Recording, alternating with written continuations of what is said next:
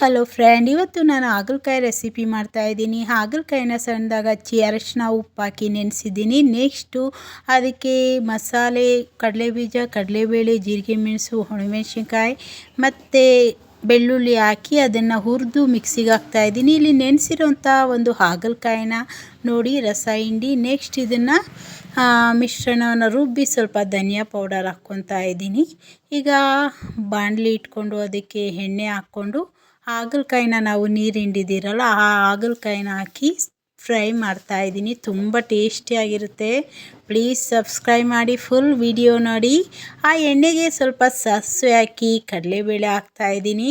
ಕಡಲೆಬೇಳೆ ಹಾಕಿ ಈರುಳ್ಳಿ, ಕರಿಬೇವಿನ ಸೊಪ್ಪು ಹಾಕಿ ಅದಕ್ಕೆ ಬೇಕು ಅಂದರೆ ನೀವು ಒಂದು ಟೊಮೊಟೊ ಹಾಕ್ಕೊಳ್ರಿ, ಇಲ್ಲಾಂದರೆ ಹುಣಸೆಹಣ್ಣು ಸಹ ನೀವು ಹಾಕ್ಕೋಬೋದು.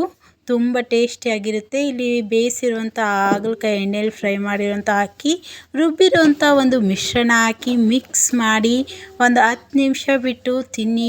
ತುಂಬ ಸೂಪರಾಗಿರುತ್ತೆ. Please subscribe.